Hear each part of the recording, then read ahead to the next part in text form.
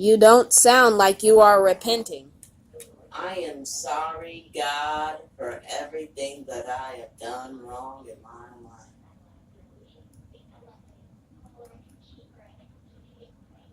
Yeah, 'cause ain't nobody keep their head so cool. I always find a way out of the fire. But don't tell nobody, I'm not perfect. So many things I wanna tell you, but I keep it undercover. Now, I let you say all sorts of evil words on here, but don't say that one. That's the worst word of them all. Is that perpetuating a stereotype that people are evil? No, I just don't like the word. Oh. Alright. What the f*** are you doing in there? I thought we were making an episode of the podcast about various subjects in the African American community. Well, we are. Go ahead.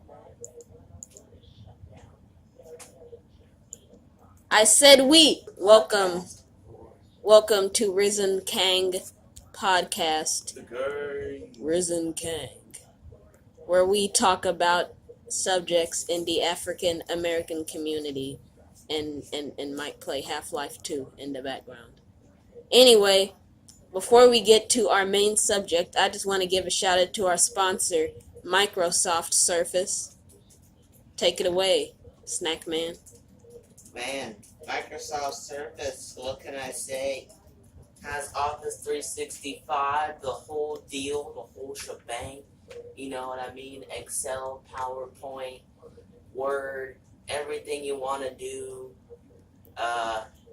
It's perfect for you business people who are listening to the podcast and wishing you had a real quality tablet/computer, So yeah, Microsoft Surface, go ahead, buy now.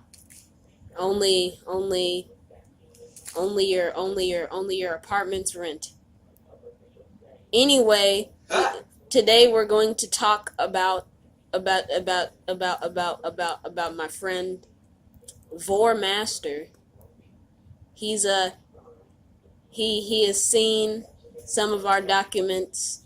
He has seen some confidential top secret emails that can be found on WikiLeaks, and I've asked him a few things about false positive, and what has he said? He said some interesting stuff. So I wanted Snackman to hear some of this before we get to our subject of today. Alright. So apparently Vormaster GT wants to transition to Vincent Von Vor. What do you think of that? Should we allow it? Wants to transition? We're talking like this is some type of transgenderism agenda here. Well, he wants to change his... Well, there's nothing wrong with the transgender agenda. But I'm just saying he wants to change his name. When in every single document I have him listed down as Vormaster GT. That's a major inconvenience. So should we allow it? Probably not. Oh, okay. That's nice. Well, I can just edit it out. They don't know anything. They're too dumb to realize it. We manipulate them. They could be out gathering money for child support, but they're busy listening to Rizzen Kang. All right, we are back. Here we are at Everyday Feminism, just going in. After that 10-minute long introduction, I plan to make this one a lot longer. Anyway, I'll try to keep this one PG, cause yeesh, I'm already seeing 3 differences between the terms gay and queer and why it matters. Queer lives matter. Wait, or do they? I mean, that's true, but I'm still gonna cut that part out. I mean, gay and queer, as far as I know, only one of them is real. Only one of these terms is real, and it is gay. That is the only real term in that article title.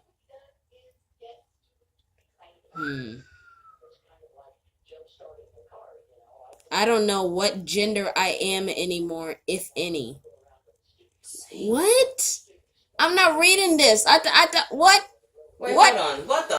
You don't know what gender you are. 5 things even the most well-meaning non-disabled people forget. I have to conserve my spoons. She has to conserve her spoons. She has to conserve her spoons. Wait, what the hell? My head literally hurts. It's energy? What the hell? Oh, wait, look at the top. For just $10, help make sure everyday feminism is never shut down. Well, that's $10 I can save. Tell you what. Anyway, let's look at the comics. Sorry for all you feminists out there that are low-key triggered, but you brought this upon yourselves because, I mean, you just shouldn't be so triggered. I don't know, man. I mean, I think the best feminism is second wave feminism and a little bit of third wave, but third wave. You know, this is just, I don't know. These are just dog whistles to like far left idealists. Feminism is not right in its own right. 5 reasons why Asian respectability will never save us. So we shouldn't respect Asians? What the hell are they talking? What is respectability? What the So are we respecting? Alright, our next sponsor is O'Reilly. If you've never bought anything from O'Reilly, bro, them workers, they will take care of your car and they'll make sure you have the best things possible. Make sure you go to O'Reilly, take up some, I don't know, oil for your car, man. Just let them replace it for you. Friendliest people ever. Thank you. And most of the employees are black, so that's why they're so smart about cars. Woohoo! Black people! Whoop whoop whoop whoop! Anyway, we're having a very serious note here. Okay, Arthur's note. I am writing this piece for wealthy Asian diasporic, and non-native readers. The following story contains mention of anti-native racism and complicity to white supremacy and classism. Oh, God forbid. Fake. Wow. Fake news. Fake news. Why would you need to warn people about this? Why would you need to warn people? You don't need to warn people about this. God forbid. Ooh, God, my hand smells weird. Yeah.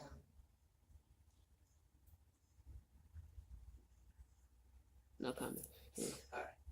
And while it focuses mostly on Asians in the U.S. for reasons related to legislation, deconstruction of national ideologies, targeted socialization, and personal familiarity,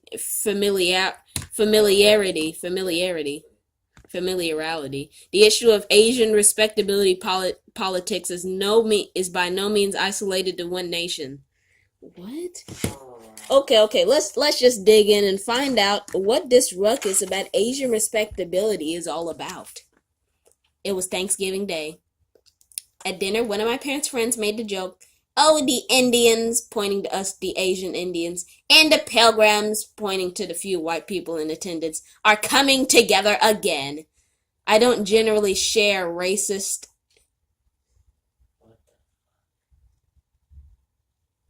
How is that racist? I don't generally share racist, and it's just what's wrong with Native Americans and whites having better relations, because they've historically not been good. But what's wrong with bringing them together? What's wrong with reuniting them and having them on good terms like they were in the olden times? I think that we should be able to move past these identity politics and just, not hold grudges, okay? Because Native Americans, they are entitled to this country. They were here first. But what I don't... in Oklahoma, they get free scholarships if they're even 1/16 of an Indian or something like that. Oh, that's me. Yeah.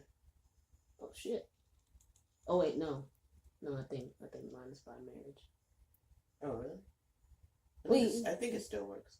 Oh, okay. Well, anyway, yeah. I mean, but Native Americans are entitled to this country, basically. But when they act too entitled about it, like self-righteous, and I don't mean like this is a common thing, but I mean like the SJWs of Native Americans realize that they're that they are one of the most entitled people on earth. But anyway, I generally don't share racist instances which violently erases and minimizes the historical and continual genocide of Native people. What? So, what? In what position is this person to be saying these types of things in the first place? They're just misconstruing. Okay, whatever. But I fear that when Asians reveal our antagonism toward non-Asian colored people, I'm sorry, people of color. Yes, because God forbid we say trigger.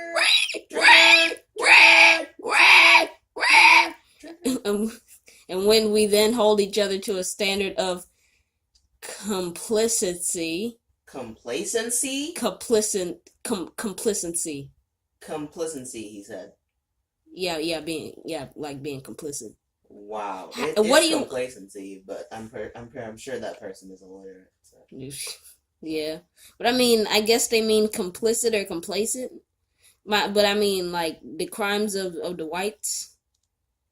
So, that was years ago. I mean, that's just so. I mean, that's so random. It isn't based on race anymore.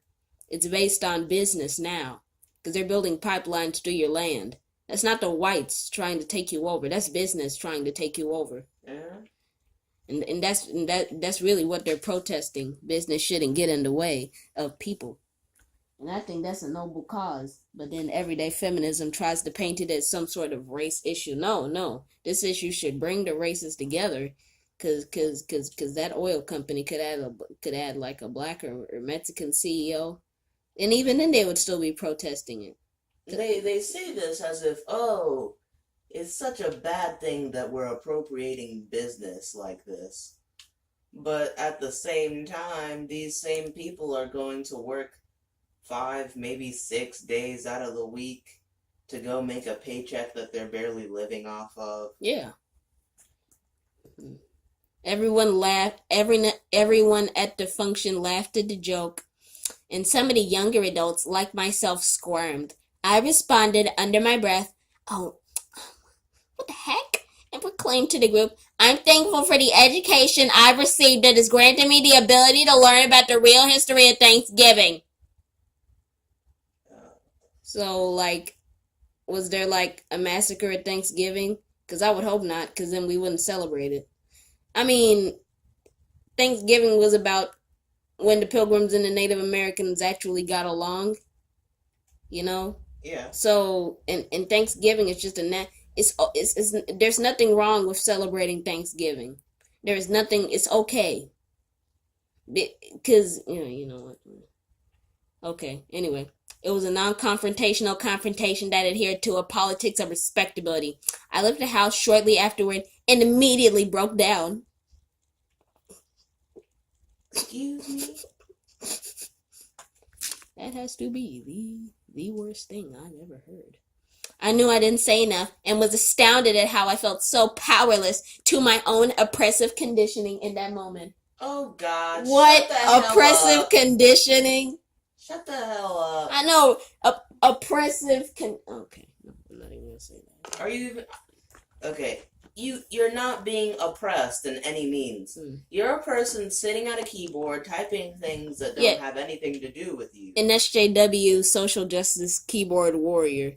Like how Freeform is trying to do. SJW freeform keyboard warrior. And I'm just gonna go on a tangent. Did they rename ABC Family to Freeform? Because that's so what? dumb. What is a freeform? It's what like is a freeform? It sounds like some sort of like there's a freeform line tool in Gim. What does that have to do with a? And anyway, for the majority of my childhood, I lived in the southern United States in a city that is definitely the country's capital for passive aggression and other forms of non-confrontation wrapped in a bow and called Southern hospitality. What? You fucking dumb. It was there I internalized respectability politics, behaviors that align with white normative values in order to respect. No. So what happens if you don't use respectability politics? You become a monkey? If they're so bad, then why don't you not do it? Okay. In high school, I often gained the people from the white people in my class by maintaining Eurocentric beauty standards and fitting easy stereotypes. So makeup? I think that's called makeup. What exactly was she trying to say right there, man? I don't even know if Europeans I think that might have been in the Middle East. Probably, because I do have a feeling that people in the Middle East made makeup, but I'm not too sure. Anyway, this was also my respectability at work. I wasn't ready to disrupt any of that because at that point in my life, social acceptance was way more important to me than anything else. And so respectability became a part of me. It's only this year that I begun to understand that my family's comfort with this mindset of trying to keep the peace rather than disrupting it for good reason is part of the Asian model minority concept. That being said, when I'm writing on this topic, I'm not preaching about something that I fully unlearned. I'm actually just sharing what others have put labor into teaching me, either by example or after instances when I reproduced this harmful behavior. Here's why we need to understand that Asian American socialization, namely our respectability politics, has been damaging and oppressive in the past and continues to be now. Asian respectability and socialization. So wouldn't this apply to blacks? This is Asian-centric. So does this only apply to Asians? Asian-centric. No, I don't see many people. The one thing about these days, I don't see many people talking about the Asian community at all. Not really. And I think there should be more talk about the Asian community because they're just as important. But really? I don't see nobody be talking about it. In the United States, the idea of Asian respectability is wrapped up in the white supremacist model minority concept that Asians are better than other colored people. That's what they are, and that's what I'll say, because people of color is actually very offensive to me, because it's just so dumb. It's offensive because it's cringe. So first of all, how is it? What? I'm not even gonna go into that because that's just the title of that section is just so dumb. It basically came to be that Asians were valuable to the U.S. for their labor as long as they assimilated nicely into white middle. Okay, whatever. Nope. God. 10 things every intersectional feminist should ask on a first date. No. What? What even is an intersectional feminist? I don't know. I guess they want to get a white knight. And why is this website set up like Breitbart.com? This really does remind me of Breitbart.com, but no. Anyway, we're going to go to our next section where we are going to go over the comics of everyday feminism. Yeah! After we talk about the intersectional feminist thing. But anyway, this part of the recording has gone on for way too long. Here we go. Alright, we are back. We are back with another. We are back. 10 things every intersectional feminist should ask on a first date. Wait. Before that, dear beloved reader, we're going to be real with you. We're asking you to join our membership program so it can become fully financially sustainable. And you get some cool perks too. With dropping ad rates across the media industry, we're at continuous risk of shutting down. And we don't want you to face Trump and his kind. I make an effort not to mention Trump on this podcast, but well, here we go. Trump and his kind, huh? Trump and Republicans who barely even support him, but just support him because they're afraid of having a hit put on them. Anyway, without the unique resources we provide, if everyone reading this only gave $10, we could raise enough money for the entire year in just one day. No. Hell to the no. That's not even possible. Okay, only gave $10. We could raise enough money for that. Okay. It's not even possible. That's $10 I can save. That's right. With the price of a single lunch out, you can save us. We're an independent feminist media site led entirely by people of color. Oh, that makes a lot of sense. So no divert. See, this is okay. The coolest monkey in the jungle thing. This was H&M's issue because they didn't have enough colored people in the office that like to have enough diversity. Yeah. But it goes the same way because if you don't have enough Asians, you could say something offensive that offends Asians, and then your brand is up. And then like if you don't have whites, then well. Or if you do the thing that H&M did. Yeah. They didn't have enough diversity, and it doesn't look like they have enough diversity. And I think they'll find some way to really offend people because they don't have enough diversity in their corporate leadership. And I think that's how some of this and that's how some of these harassment claims are going through. There's just not enough diversity at the top. So I think it'll be the same for everyday feminism. They talk about white supremacy a lot, but they need to have some whites, at least one, just to have some sort of diversity, just before they say something offensive, and then there's this whole controversy. I don't know. Anyway, okay, that's right. With the price of a single lunch out, you can save us. If everyday feminism has been useful to you, please take 1 minute to keep us publishing the articles you've come to rely on us for. Thank you. Nah, I'm cool. Nah. Okay. This article starts out rich. Okay, 10 things every intersectional feminist should ask on a first date.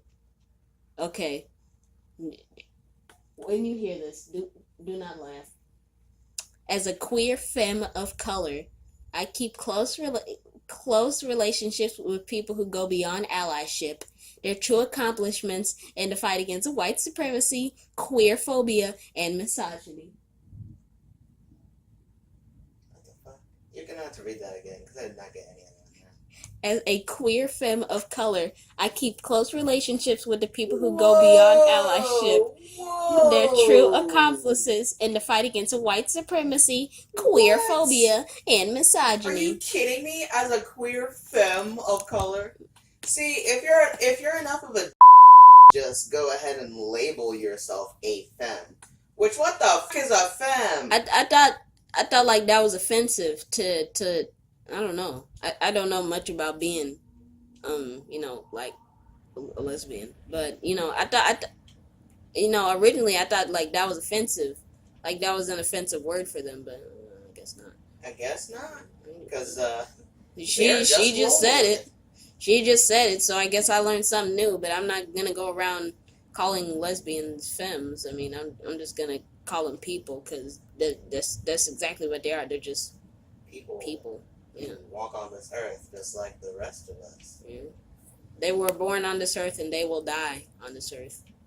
Just like regular people, because they're regular people. I don't know what we failed to understand about these things, but man, they should really be,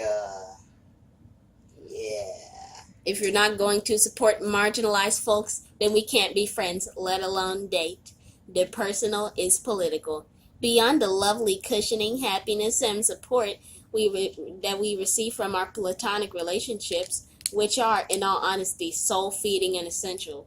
Wow, that sounded very It was propaganda-ish. Fake deep. Yeah. Fake deep. Fake deep and propaganda-ish. Anyway, but there are questions we have to ask before... Oh, wait. Feminists also date, but there are questions we have to ask before we get close to someone. The following list is a question that is applicable... The following list of questions is applicable to all relationships, certainly not just cisgender heterosexual ones.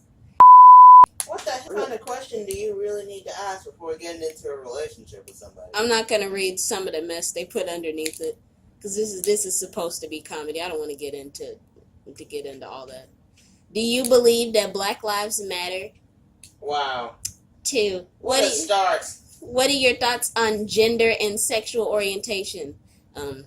What a fucking start. There are 2 genders, and yeah, they're straight and LGBT folks. LGBTQ for all of those who get easily offended. That is all that exists. Okay, there's no third gender. There's no third gender. There's just male and female, and then there's LGBT, and that's it. For all of you who get offended by no one saying the Q in LGBTQ, please get the hell over it, because it does. You're making up things at this point. Non-binary, transvestite. What the hell is a no gender? Oh, it means they don't identify with any gender. That's nonsense. How can you not identify with any gender? Do you not see what is, or of a lack thereof, between your legs? Come on. Get with the program, man. Or woman.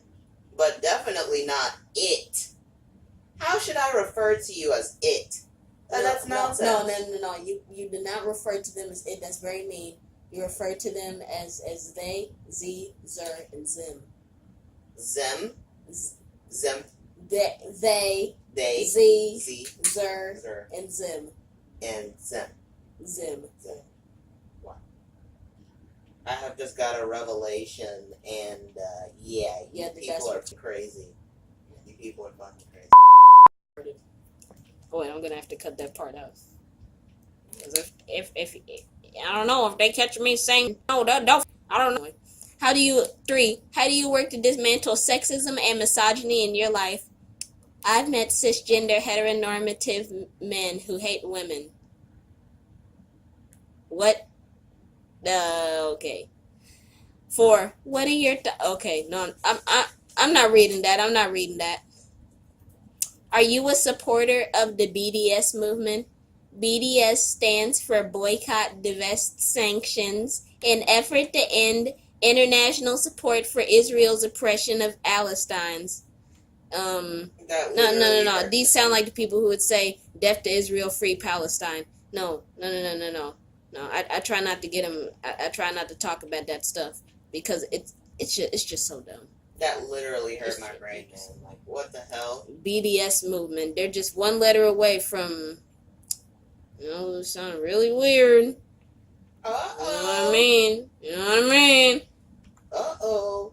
You people who get easily triggered, look away now. 6. What is your understanding of settler colonialism and indigenous rights? My understanding of it is that after a long while, settlers from the colonials eventually become indigenous peoples, but the people who were there before still take some priority, and that they should get most of the benefits. So, man, that's bad. Oh wait, no. Europeans committed genocide and they're still committing it. Oh, not surprising. Anyway, 7. Do you think capitalism is exploitative? It can be, but do you want communism? No. Yeah, 8. Can any human be illegal? Yes, because dude, we have how's that even a question? We don't have fences. We have laws. We do not have fences. We have laws. So technically, humans can be illegal in countries, okay? And we don't have walls yet. This is not a planet where we don't have borders. No, humans can be illegal. This is such a dumb question. We don't have walls yet. Wait on it, people. Wait on it. And then to call people aliens or illegal immigrants is so inhumane. And they are illegal immigrants. They're coming to this country illegally. Without a green card, without papers. Yeah, and the sad part is that they bring their kids with them. That's why we have DACA. We needed to protect those kids. It's not their fault that their parents came here illegally. We need. And most of those kids end up becoming successful just because they know what they have to do and how they have to work to get ahead of everybody else. Yeah, and the only reason they're successful is because we protected them. But their parents, I mean, they're still humans, but they're criminals. They came here illegally. I mean, maybe they should get put out, maybe they should not. I'm a little bit fuzzy on that part, but still, they're criminals.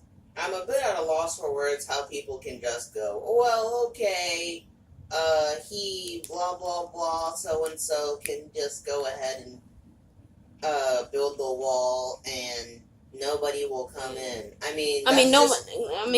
You need to educate yourselves because that's just not true. Yeah, they're gonna go over or under that wall. They're gonna go in tunnels. They're gonna pay people to just take them to a safe place. Y'all really need to educate yourselves about this, man. We don't even need that wall, and that wall will be impossible to build because they're building a wall from California to Texas. They'll never be able to do that. It's impossible. They'll never do it.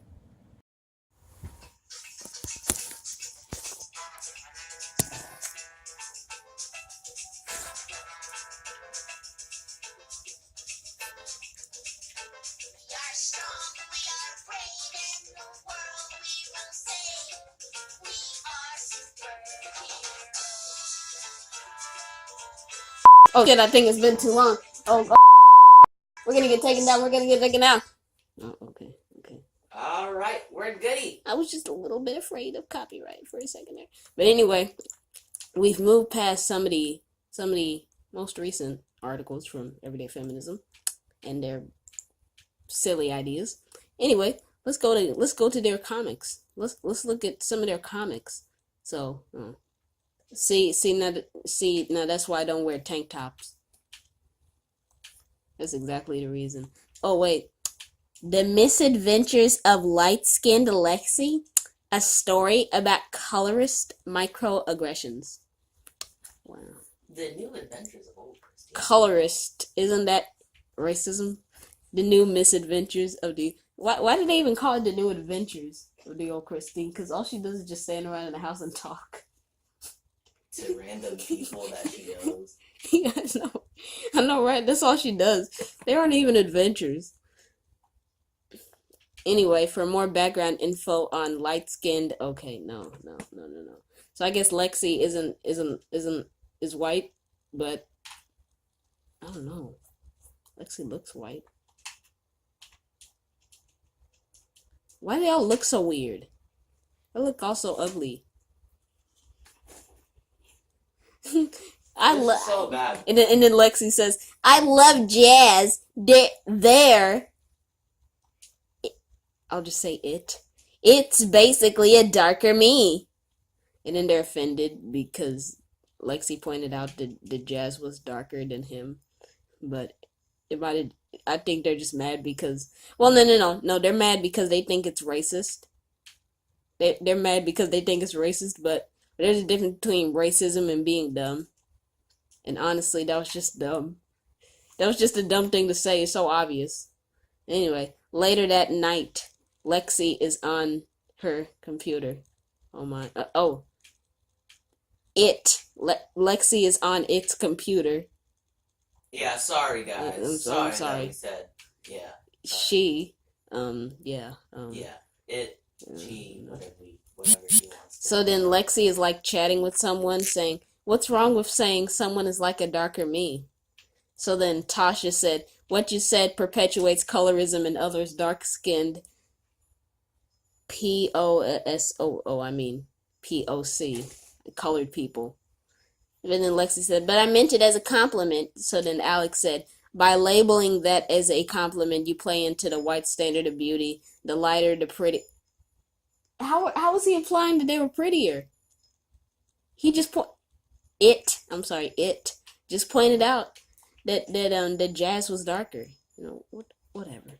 The lighter, the prettier, which is messed up. So you need to apologize to whoever you said that to. They need to know the value that you value the beauty of everything about them. Celebrate. How are they differentiating? You were just pointing it out. So then Lexi it knocks on the bathroom door, and then Lexi's like, I'm really sorry for what I said today. I was wrong. And then Jazz said, look, I forgive you this time, but if you do it again, we can't be friends. This time. This time. Okay. I wonder how many microaggressions they've done before. And then they have like 2 fingers, looking like Mars needs mom's aliens. Which even, I don't know. Anyway. So then Lexi holds Jazz's hand and says, you mean too much to me. I'll be better for your sake. Oh, I mean, it says that. That has to be the worst thing I've ever read. Anyway, let's see if there's some other awful comics. 12 ways job applications discriminate against applicants. Honestly, it's just name. If they think you're black, they won't hire you. I'm gonna try not to read anything too provocative. So I'm just avoiding everything with white supremacy. Yeah, white supremacy is a real thing, guys, but I'm sure you know that. But you're gonna rage on our case if we say anything about it. National affordable child care is possible, so why don't we have it? So you're not gonna blame Obama, but you're gonna blame Trump, because Obama could have done it. But no, he was too busy fixing George W. Bush, the founder of ISIS's mess. Don't blame Mr. Obama for our problems, man. Who takes care of children in the U.S. when their parents go to work? Policies like subsidized child care and paid leave could provide answers to these questions, but instead, each family has to figure it out on their own. So you want the government to do everything for us? That sounds very communist. But what would you say? But what would you say if you knew it was completely possible to have national affordable child care? I knew it was possible. This comic shows that it's happened in the U.S. before, and it's happening in plenty of other communist countries now. Yeah. Canada. Which leaves us with a crucial question about what's stopping us from having this now. With love, the editors at Everyday Feminism. Oh, God. I love you guys. National affordable child care is possible, so why don't we have it? So then it's like comics, like I like the first one. That's actually pretty nice. And like the second one is all weird because that isn't even a proper rainbow, you idiots. It's like when Donald Trump held the rainbow flag upside down. How can you? Did that? Yeah, he had the rainbow flag upside down. It was silly. A 2016 study by Jennifer Glass shows a parenting happiness gap in many countries, meaning people with kids report being less happy than those without it. The gap is the highest in the U.S. There are countries that don't have this gap. These policies these countries have policies like communism, subsidized childcare, communism, and paid leave. How could the U.S. be more like these countries? Maybe we should consider being our own country and not like other countries, Well, it turns out we did that once, and we did it during World War II, but that was a different time, when the country was in turmoil. God. A picture-perfect nuclear family ideal reigns supreme despite what may have been happening in reality. Okay, whatever. Mothers get with the program, man. That's true. Mothers continue to work outside the home in large numbers. The labor force participation rate for mothers of children under 6 was 64.2%. For women with infants, it was 58.1%. That's actually not too bad. Yeah.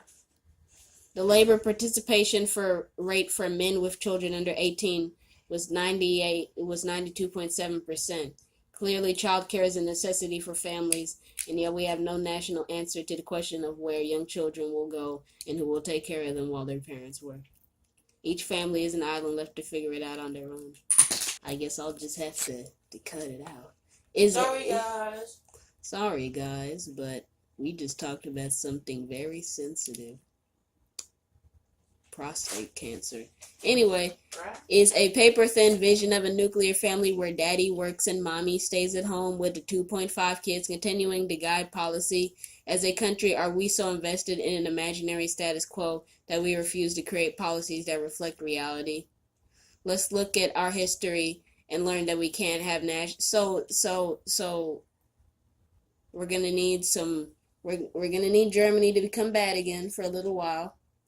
We're going to need them to team up with Italy and Japan. We're going to need superstars, atomic bombs. We're going to need the support of all the countries in Europe, and we're going to have to make the West one. We're going to have to team up with Russia and Great Britain, and we're going to have to take down Germany, Italy, and Japan, and then we're going to have to drop some more nukes on Japan. And then while the men are out, we can start that new childcare thing. How's that sound?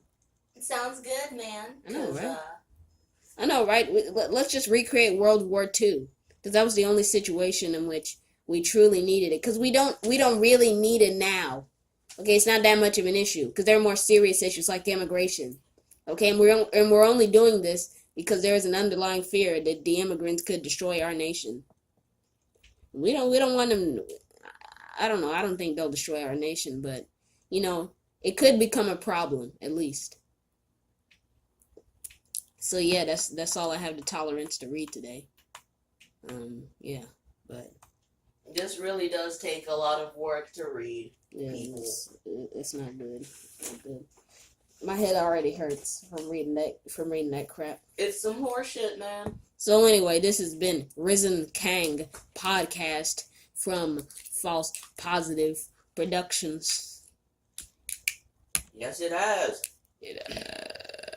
And then next episode we will go over. Honestly, I'm not sure.